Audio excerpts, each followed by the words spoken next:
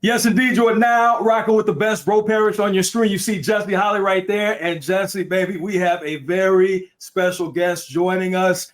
World-renowned, internationally known, and of course, locally accepted. Jane Slater is in the building. Hey, Jane, we appreciate you for taking the time. I think the locally accepted is probably the best. I think a lot of the guys on the beat put up with me. Accepted. How's that? I like that. No, we definitely appreciate you taking a moment. You're on a world tour right now, going through various training camps. Of course, we see you on NFL Network at all times. And of course, shouts out to those UT Longhorns because you rep them well. So without further ado, this is how we start the show for the past, I don't know how many weeks. Jesse, how do we start the show? What is going on with Micah Parsons? That's how we start the show. Has he been signed yet? The answer is no. No. And honestly, I've got it kind of a running joke going with my bosses. I said, the Gambler Netflix show is coming out August 19th. Jerry's going to want all the press August 19th and the week after focused around the Gambler. Then he's going to want a continuation of that. And if you look at CeeDee Lamb getting his contract done August 27th, Dak Prescott getting it done on September 10th, I think it makes the most sense that it's going to be later in August. What say you guys? Yeah, I still rack my brain with the concept of, having the unnecessary drama, having your players upset or a little bit frustrated, or just, having the ability that, Micah comes out and he has an impromptu press conference with his buddy. Hype man. His hype man. That's a good. So his hype man. Trayvon Diggs. And it's one of those things where I'm like, what else do you have going on that's too busy, whatever. That's why I know this thing for me, I believe it becomes a game. It's a game. It's Monopoly for Jerry Jones and Stephen Jones and the Jones family. And they just like the drama of playing this game because we all feed into it. Look, it's frustrating even as reporters covering this because, as I pointed out to Jerry last season, and he took particular umbrage with it, was why do you wait so long on these? Ultimately, you always pay these guys what they ultimately deserve. I remember it was Ezekiel Elliott being told by someone that they didn't think Todd Gurley deserved Todd Gurley money, and Zeke didn't either. Now, to be fair, Todd Gurley ended up getting shipped off to the Falcons that year, if I'm correct. Ezekiel Elliott didn't exactly live up to his contract, but I think that they use those as excuses to sort of hold out on these things. But the market is set, and the longer you wait, the more it goes up. I've always argued, come to them with some guaranteed money. You can put elevators in there, make these things make more sense from a team friendly where the agent and the player gets to say, look, I've got the highest APY. I mean, that's essentially what they did with Dak Prescott. Dak Prescott's contract is one of the more impressive ones. The fact that he's got the no trade clause, the fact that, he got the number that he got as a quarterback. I remember we went back and forth on that one when it happened. I will say this about the Micah Parsons deal.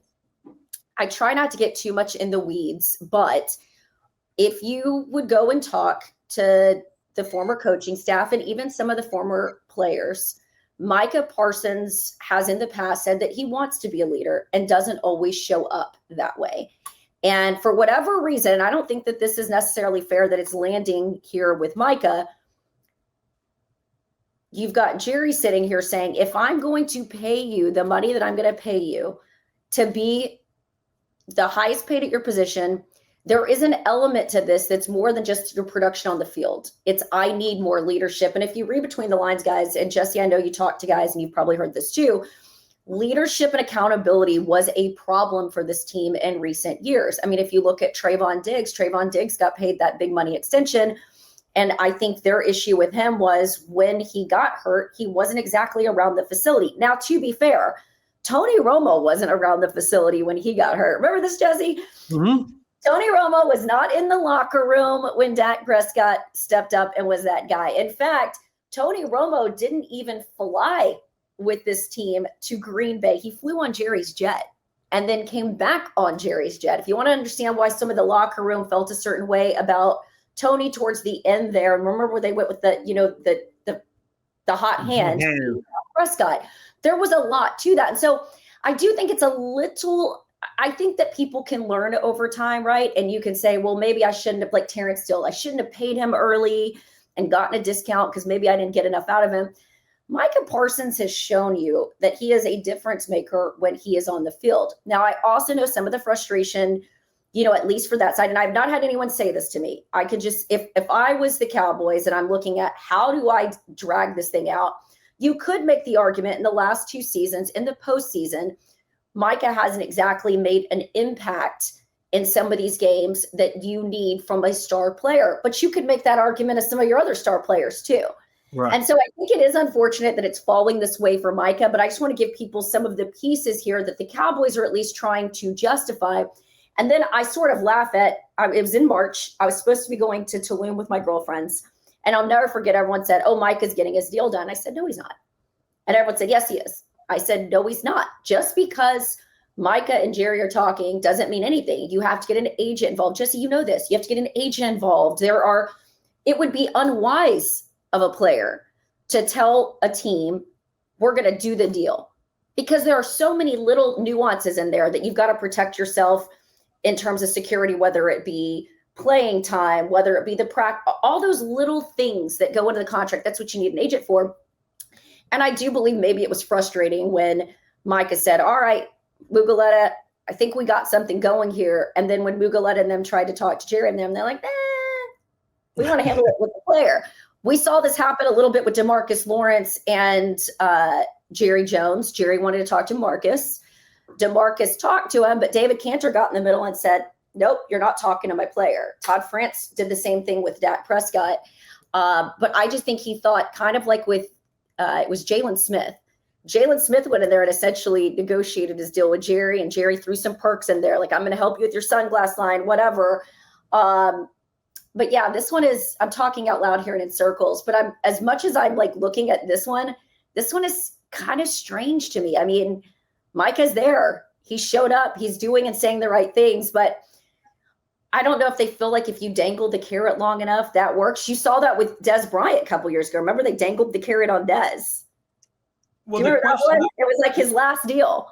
But the question is the bigger question is about the overall culture. It's something that's come up a lot about the Cowboys. When you have this type of denigrating, negative, some people will say toxic situation going on. And we know how much Jerry loves to be in front of the camera, in front of the media. He's a marketing master. However, when you have players openly questioning, hey, do these guys even want me to be here? And I'm a marquee player.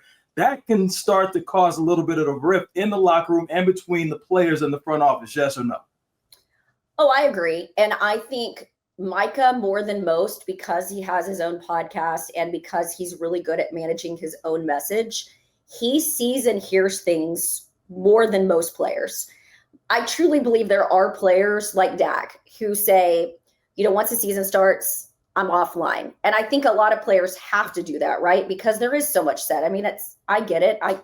I hate when I see stuff about me sometimes. You kind of have a thick skin. But Micah, more than most, is very plugged in. So at first, I didn't think he would think too much of what Jerry had to say. But I think as Jerry started getting into the weeds with Trayvon Diggs, et cetera, I think Micah stepped up in a way of, hey, if you guys don't want me, I know my talent. Somebody else is going to come get me. So I think he feels the way of leading at this point is defending his brother, which is Trayvon Diggs. And I don't think a lot of people realize this about Trayvon. Trayvon's actually pretty soft-spoken and shy. He's not his brother when it comes to personality-wise. And so I thought that was really, really interesting, the way Micah sort of stepped up and said, I'm here to look after Trayvon, but also help speak for Trayvon.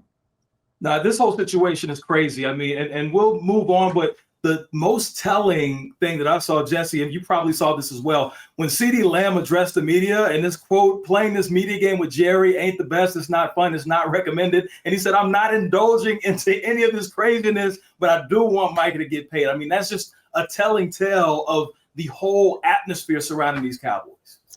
Well, and I will say this. I remember last year when I was covering the CeeDee Lamb deal, Jesse knows this as well. I reach out to anyone and everyone involved to try and get 360 angles. And I know he was getting a little frustrated at some of the people I was reaching out to and some of the information I was getting. CeeDee really tried to I think, do the right thing as it related to his contract negotiations. And I think especially for CeeDee, it was really, really hard for him to be away from the team. Ultimately, it paid off. But yeah, it's ugly. I mean, you're watching, if you truly love football and you're watching this from afar and you're watching your owner, the guy that writes your checks, saying things about you in the media, it is so hard not to respond. I myself am a very petty person. So if I heard my bosses speaking about me a certain way, I think I tend to be a little bit more like Micah. You know, I'm going to go out there, I'm going to defend myself. I've got something to say. CeeDee Lamb's approach was very, very different. And I think even Dak's at times was different. Although I think last year you saw Dak sort of step up a little bit and say, all right, if you're going to talk about me like that, that's fine, but I don't have to be here. And so I have noticed some of these guys sort of changing a little bit and how they respond to Jerry. I've honestly seen the local media do it too. I think all of us is sort of, it's almost like the parent who says, you know, if you miss curfew one more time, you're grounded for a week and you're grounded for a day and then you're out after that. I think it's almost not, because I want to be careful here. I don't think that they're necessarily calling it chicken, but I think they do understand, because Jerry has said it himself, that some of this stuff is entertainment. And I think for a lot of these guys, that's fine if it's entertainment for you, but this is livelihood and security for them. And so I think that's the impasse that we're at. Jane, I know we don't have you long, but I want to get this one question in before we get you out of here. What are the names when you're talking about contracting a guy that needs to step up and hopes to step up and wants to have a big bounce back year? You heard Coach Schottenheimer talk a little bit about him, but you know, we hear the CeeDee Lambs and the George Pickens, but the one guy who can be that number 3 pass catcher for Dak Prescott, tight end Jake Ferguson, had the concussion and knee injury last year. Is this a guy that the Cowboys can look at, can step up, have a big year, and hopefully earn himself a new contract, being it's a contract year for him?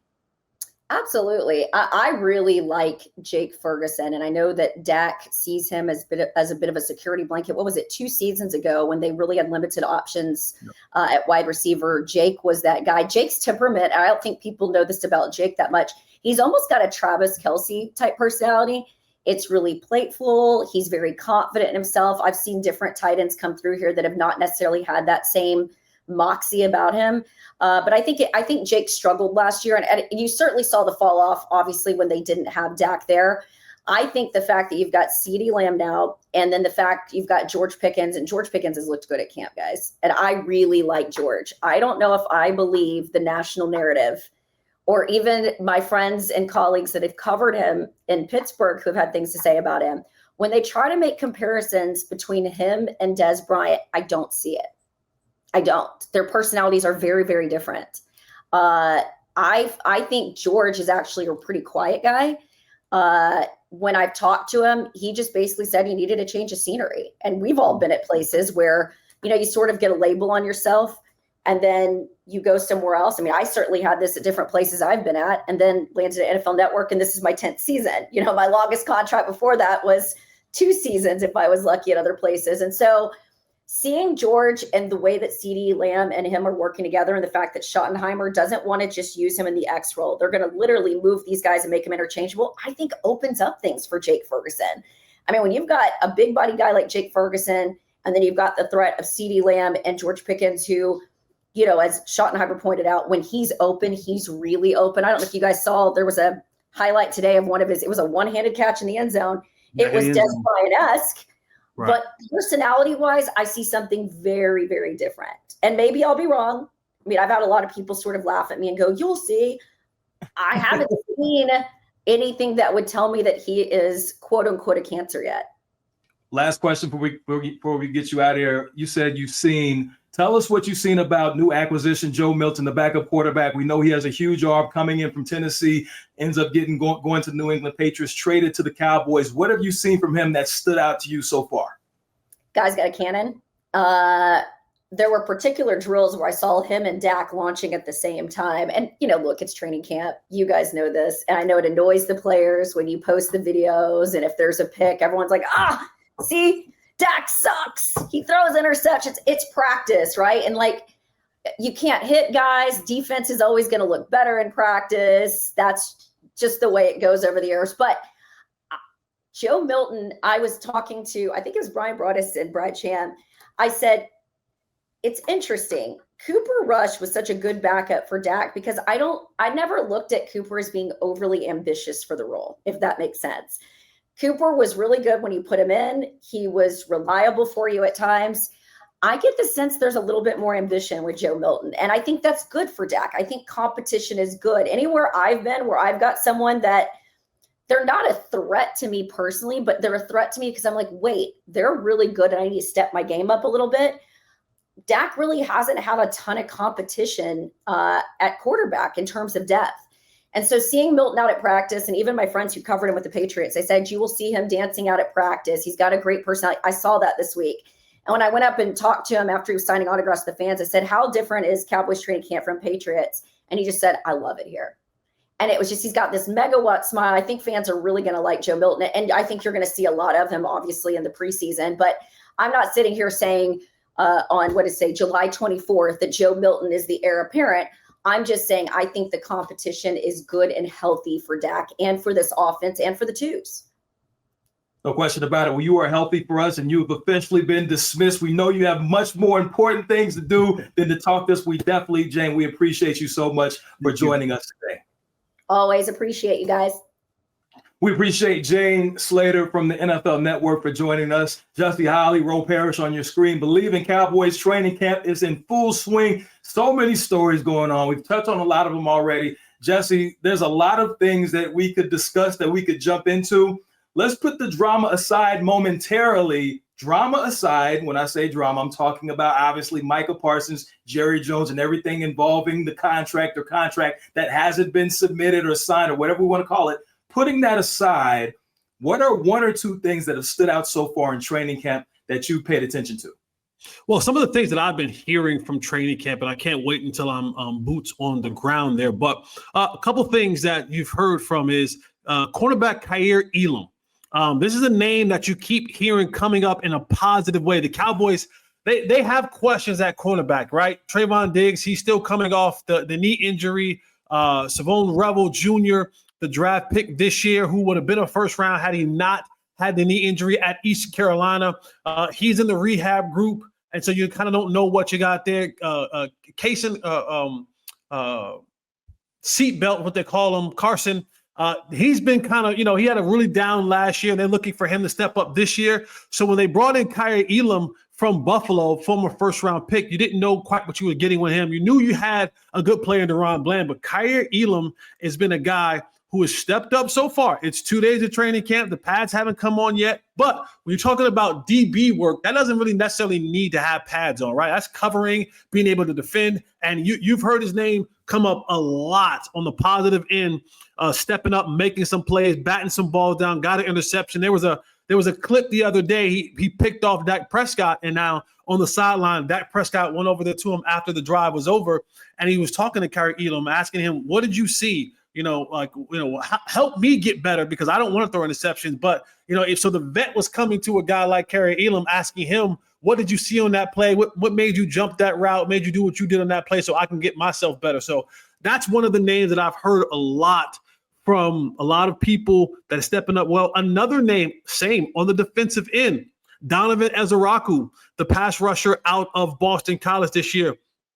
This is a young kid, second-round pick, who, he is a pass rush specialist. Okay, he's not a guy who's going to be out there, stopping the run and stuffing the run. No, this is the kind of guy you put out there. He is a assigned assassin, right? Like he has a specific job and duty, specific role in the ACC. Right. I want to say he led the ACC in sacks last year.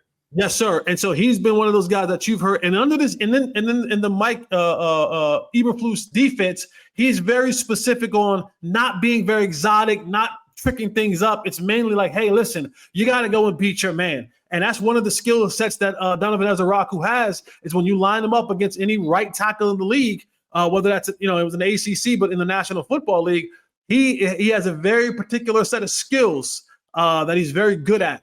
And so for him, it's line him up and let him go out there and get after the quarterback. Yes. I don't have any money. And you don't know me, but I have a very particular set of skills that make me a nightmare for people like you. Yes. So yes, looking forward to seeing what he does on the edge. Hopefully it'll be alongside Micah Parsons. We'll see how they work all that out. Now that we've got that out the way, let's talk about the drama, the most dysfunctional drama franchise in the world. I'm talking about your Dallas Cowboys, where toxicity is welcomed at all times. Yes. You know, I want to hit on something that Jane spoke about earlier, and it's very obvious to me now.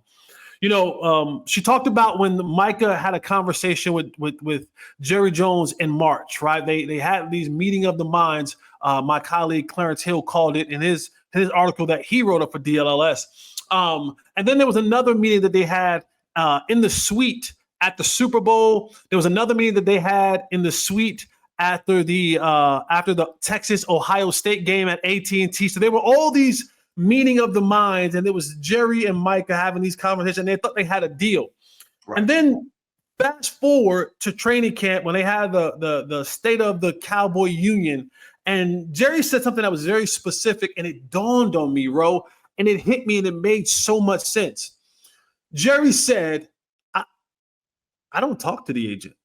I haven't talked to the agent. It's not really what I do. I don't. And I'm like, wait a second. What other general manager in any sport can actually say that they're not the ones that actually talk to the agent? And Jerry said, I talk to the principal, meaning I talk to the player. And that was very, very telling to me, because Jerry doesn't talk to agents because, well, let me say this. Jerry likes to talk to the player because that way he can play the emotional game to the player. And you see that, right? Like, look at a guy like most football players, this game we love. This is the game that has changed our lives. This is the game a lot of us will say, this is my identity. This is the game that people say football is me and I am football, and they want to be around it. They need to be around it. It is a part of who they are. And so Jerry plays this emotional heartstring situation where he talks to the player and he goes, man, you know, you want to be out there with your teammates. And he wants you to kind of feel this responsibility to your teammates, feel this responsibility to the fan base. And most guys look in that locker room, they're like, man, I miss my guys. I want to be around my dudes. I want to be around my fellas. Man, the fans are looking at me like I'm trying to take this, you know, crazy deal. And so he plays this deal. And what he hopes for is that the emotions gets the best of the player or the principal, and that they now either come to him to sign a deal, or they now put the pressure on their agent to just go ahead and sign a deal that we talked about, you know, Jerry and I. And then I thought to myself, that's why he doesn't talk to the agent, because David Malughetto has no emotions. He's not tied to a single soul in that locker room.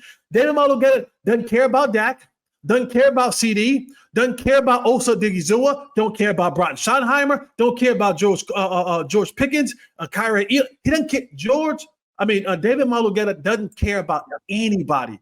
He has no emotions. The Joneses can't tickle his emotional strings and get him to say, but what about the locker room? David Malughetto doesn't give a damn about what the fans think. He doesn't care what the fans think. He's not hot. His job is two parts. It's one, to care about me, the person, David Malughetto, and what I need for my lifestyle. And of course, the player that I am representing.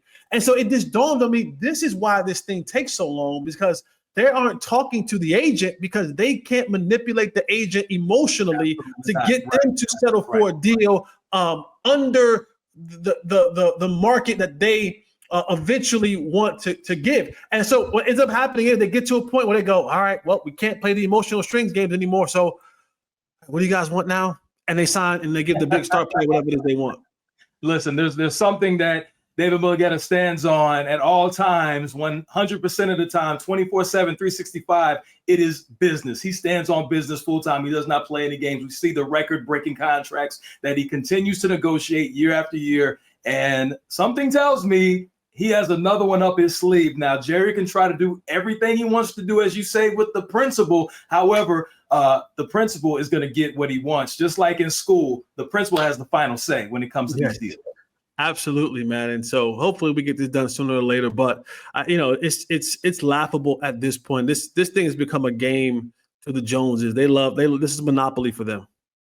And one thing that Jane said that I love is obviously referencing the Netflix special that is going to be released. It would be crazy if she, predicts this accurately, but if the contract just happens to be signed around the same time that documentary comes out. I mean, that would be crazy if it happened. She predicted it. She said it earlier, if I wasn't mistaken, but that would be crazy. But that is the mastermind marketer that Jerry Jones is. No, it is. And I wouldn't be shocked one bit, honestly. I wouldn't be shocked one bit because that is what he's in the Hall of Fame for. He's in the Hall of Fame because of his ability to be a contributor to the National Football League. He has made the National Football League a very, very marketable place.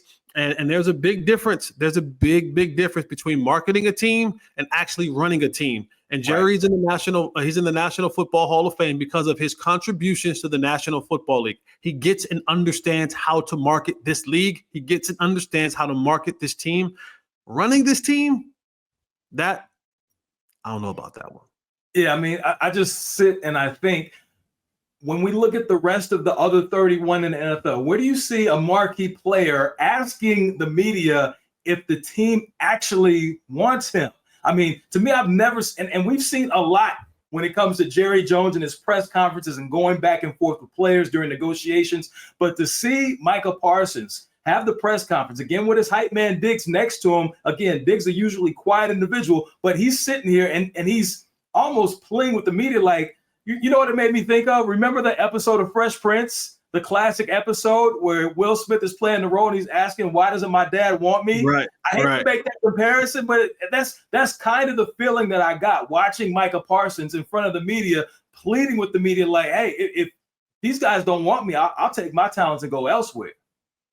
No, you're absolutely right. And, and this shouldn't have to come to that, right? Like we're not talking about a Jag. We're not talking about just an average player. We're not talking about someone who is here today and gone tomorrow. No, we're talking about one of the best, if not the best pass rusher in all of football. There's 1,500 jobs in football. That means this dude is the greatest out of the 1% of people playing this game. And we're here and he's having to beg for this thing to get done. It absolutely makes zero sense to me, in this concept of contracts getting done for the Cowboys.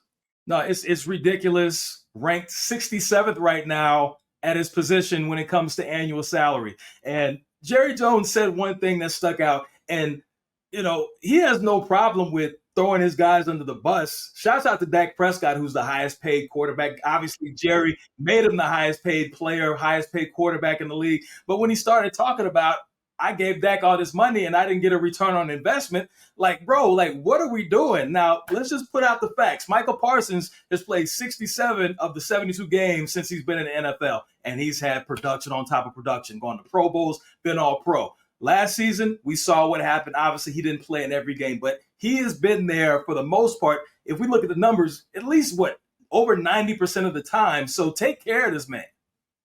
No, you're absolutely right. And these are the things that Jerry tries to play the fan base against the players. He says these little things because he wants people to be like, well, I can't give everybody money because this and that. And you'll have fans, which is crazy to me, is that you'll have fans like, these guys are greedy, these guys are this, these guys are that, take a team friendly deal, and I was like, what? We need to stop agreeing with the billionaire who already has generational wealth. Like this is the team who didn't make the playoffs last year, and the billionaire raised ticket prices. Y'all got to pay more to come to these games. Y'all got to pay enormous prices to go to parking and get concessions. But you want to come at the player because they're trying to get a couple $100 million to take care of themselves for life. For the life of me, I'll never understand it. But that's just the way the cookie crumble at times. Unfortunately, it is. Jerry Jones, he seems to want a prenuptial agreement when it comes to these contracts and these players for not getting the return on investment. Well, it's been a crazy week. Things that I have never seen before at training camp when it comes to press conferences, not even talking about what's going on the field. We touched on all that. Again, Parrish, Jesse Holly, man, I can't wait to get to California. I've heard the weather out there is nothing short of amazing. Yeah, and I also want to say this one thing before we get out of here. And this is kind of goes to what I said about a week or so ago. CeeDee Lamb, who is a very I shouldn't say soft-spoken. He's a very introvert, quiet, reserved person, right? Doesn't really speak a lot of himself. And, you know, he got a chance to go to the podium yesterday. And I told you guys a week ago, okay? I told you guys about a week or so ago, right? I said, all right, listen, y'all can miss me with all that number 1 and 1B and all that. Listen, I say there's a 1 and there's a 2. And CeeDee ever so gently let folks know.